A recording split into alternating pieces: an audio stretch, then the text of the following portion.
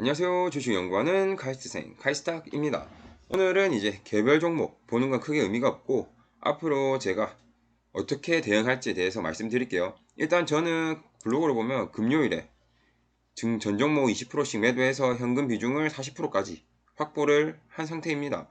차트를 보면 이제 좋지 않은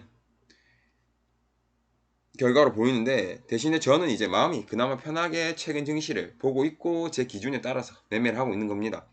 일단 지난 영상에서 말씀드린 것처럼 증시가 폭락 올 때 차트 형태에 대해서 설명드렸습니다. 예를 들면 2018년도 주봉, 이게 주봉 차트입니다.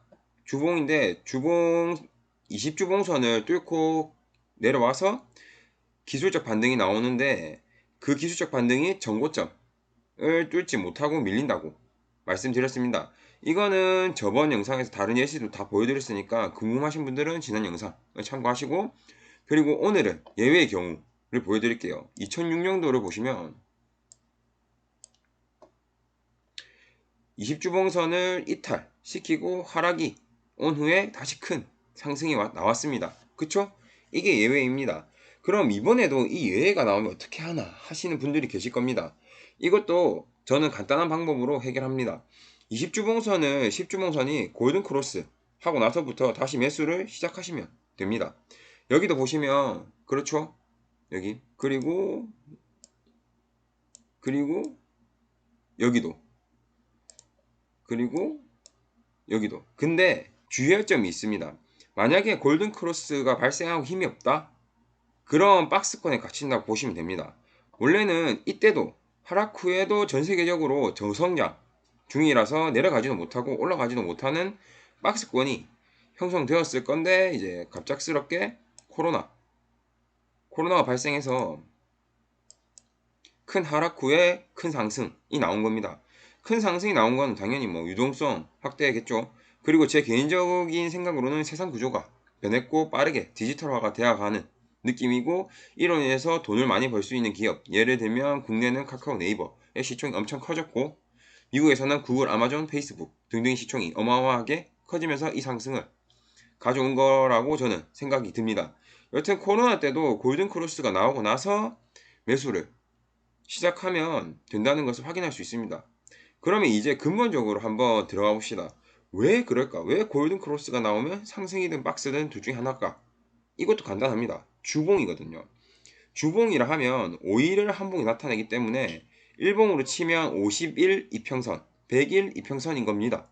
이 10주봉선이랑 20주봉선이. 다시 말해서 장기 이평선이라는 거죠. 장기 이평선이 골든크로스 나는 건 하루 이틀 매수해서 나오는 게 아닙니다. 누군가가 누군지는 모르겠지만 누군가가 큰 돈을 야금야금 넣어서 혹은 대놓고 넣어서 발생하는 현상인 겁니다. 그러니 방향성이 결정이 된다고 보시면 되는 겁니다. 자, 그럼 이제 이런 질문이 나올 겁니다. 일봉으로 그럼 52평선이랑 102평선 보면 안 되냐? 네, 됩니다. 똑같습니다. 다만 일봉으로 보면 저는 지저분하고 5일 동안 왔다 갔다 하는 게 있어서 그냥 주봉 금요일 기준으로 판단을 합니다. 금요일 종가가 많은 의미를 가지고 있기도 하고, 여튼 일봉으로 50일, 100일 이평선을 봐도 되고 주봉으로 10, 20 주봉선을 봐도 되고, 그거는 각자 고르시면 될 것 같습니다. 그러면 이제 이걸 기준으로 현재 차트를 보면 현재 데드크로스가 났죠. 이건 역시 의미가 있습니다. 누군가가 팔고 있다는 겁니다. 야금야금. 그게 현재는 외국인이 강하고 뒤따라서 기관도 매도하고 있기 때문입니다. 근데 아까 2006년도 보시면 2006년도 그때도 마찬가지로 데드크로스가 나왔고 큰 상승이 나왔습니다. 그래서 지금부터는 앞으로 내려갔다가 조정이 나올지 아니면 다시 올라갈지 알 수가 없기 때문에, 그래서 지금부터는 저는 더 이상 손댈 게 없습니다. 현금을 확보해 놓은 상태고, 그래서 12평선이 22평선 골든크로스 건드리기 전까지는 저는 손댈 필요가 없습니다. 되게 심플하죠? 이게 아무리 복잡하게 하려고 해도 본인이 세계 경제 상황을 다 알고 다 이해하고 앞으로 어떻게 흐를지, 그리고 검은 돈은 어떻게 움직이고 정부들, 정치 세력은 어떻게 되고, 이런 걸 토탈적으로 다 안다면 매우 정확하게 고점과 저점을 잡을 수 있을 겁니다. 근데 그런 사람 없죠? 그래서 저는 제가 세운 기준으로 고점과 저점을 못 잡더라도 어느 정도는 잡을 수 있는 기준을 들고 있는 겁니다. 제 거를 따라 하셔도 되고, 다른 분들은 따라하실 생각 없는 분들은 이제 다른 지표를 이용해도 되고 있는 도구 다 이용하셔도 됩니다. 본인 기준을 연구하고 그대로 하면 아마 수익을 많이 보실 수 있을 겁니다. 일단 현재 기준으로는 투자자별 매매 동향을 보시면 외국인 오늘 순매수를 하긴 했습니다. 다만 그 금액이 작습니다. 그러니까 아직까지는 기술적 반등으로 생각하는 게 맞는 것 같고, 기술적 반등이라면 아마 20주봉선 근처에서 눌릴 것으로 보입니다. 기술적 반등이 아니라 다시 한번 상승을 하면 요걸 뚫고 올라갈 거고, 그리고 저는 골든크로스가 나오면 보유하고 있는 현금을 다시 재진입할 생각입니다.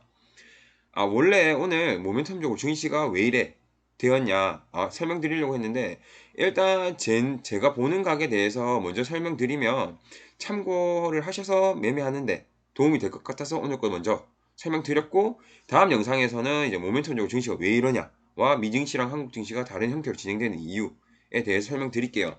네, 오늘은 이제 여기까지 컷하고 도움 되셨다면 구독, 좋아요 감사합니다.